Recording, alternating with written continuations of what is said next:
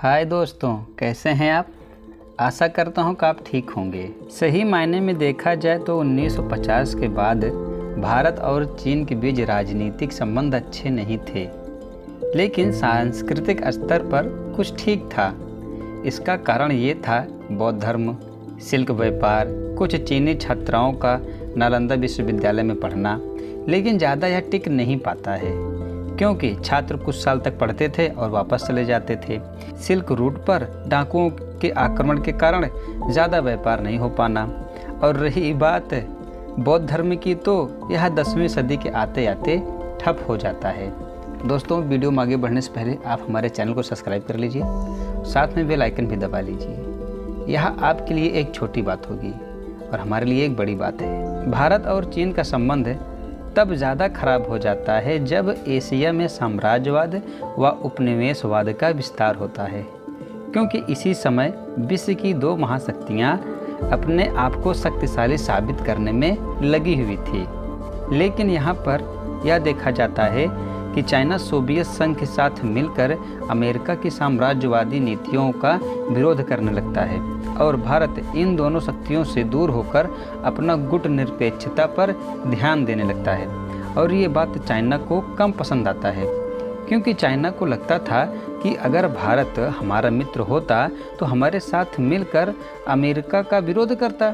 इससे भारत और चीन के बीच का मनमुटाव और ज़्यादा बढ़ने लगता है और इस मनमुटाव को कम करने के लिए दोनों देशों के बीच पंचशील समझौता किया जाता है और इसी समझौते में हिंदी चीनी भाई भाई का नारा भी दिया जाता है।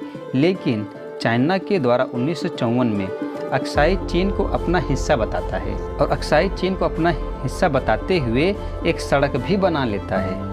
और जैसे यह सड़क बनती है और अक्साई चीन का वह दावा करता है, वैसे ही हिंदी चीनी भाई भाई का रिश्ता हिंदी चीनी बाय बाय में कब बदल जाता है यह किसी को पता नहीं चलता।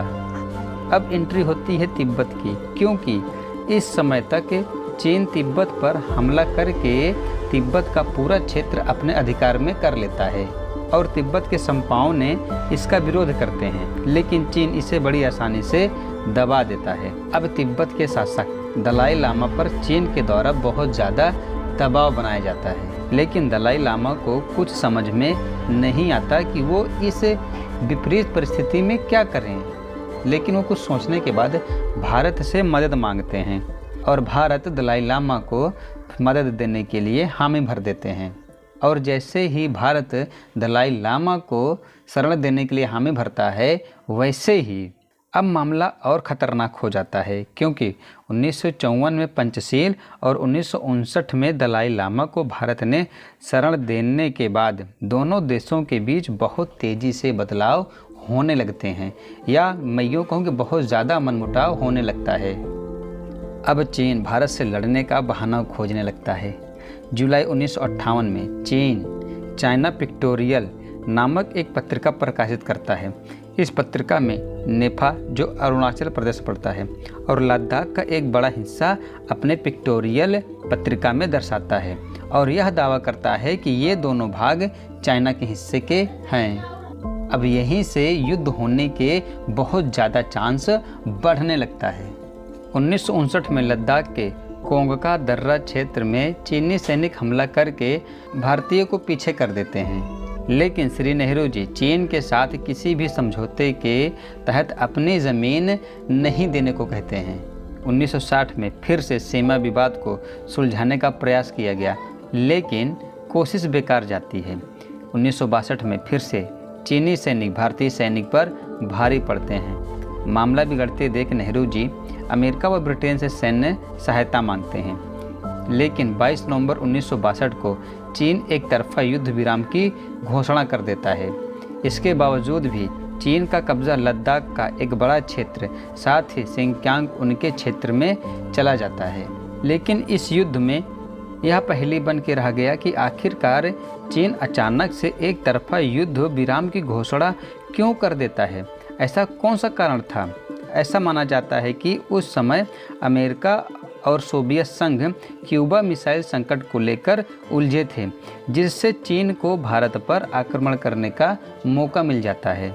दूसरा कारण है भारत के कहने पर ब्रिटेन व अमेरिका ने भारत को सैन्य सहायता देने का वादा करते हैं। तीसरा कारण एक प्राकृतिक कारण भी था, क्योंकि नवंबर के अंत तक ठंड का असर ज़्यादा बढ़ने लगा था। इसके चलते हिमालय की चोटी बर्फ से जम जाती, जिससे चीन की आपूर्ति ठप हो सकती थी। अब इन सब के बावजूद भी 10 नवंबर 1962 में कोलंबो प्रस्ताव द्वारा इंडोनेशिया, संयुक्त अरब गणराज्य, घाना, कंबोडिया, बर्मा, श्रीलंका देशों ने दोनों देशों के बीच समझौता कराने का प्रयास करते हैं। इस समझौते में कुछ शर्तें थी जो भारत मान लेता है, लेकिन चीन इसे ठुकरा देता है और आज तक दोनों देशों के सीमा विवाद का हल नहीं निकल पाया है। और कुछ हद तक चाइना भी यही चाहता है कि सीमा विवाद पर समझौता ना हो। चाइना बहुत चालबाज है, वह हमेशा अपने पड़ोसी को टेंशन में डालकर रखता है। जैसा अभी भी चाइना लद्दाख के कुछ बफर जोन पर निगाहें गड़ाए बैठा है। वह लद्दाख के क्षेत्र में हाई क्वालिटी का कैमरा लगाया हुआ है और जब भारतीय सैनिक उस बफर जोन में जाते हैं सर्वे करने, तो वह तुरंत यह कहता है कि देखिए आपकी सैन्य शक्ति हमारे क्षेत्र में आके पेट्रोलिंग कर रही है। अब इसमें गलती किसकी है बताइए आप, कि हमारे क्षेत्र में आप क्यों आए? क्या कभी भारत और चाइना के बीच का जो सीमा विवाद है यह कभी हल हो पाएगा कि नहीं? आप कमेंट बॉक्स में ज़रूर बताइएगा। Thank you.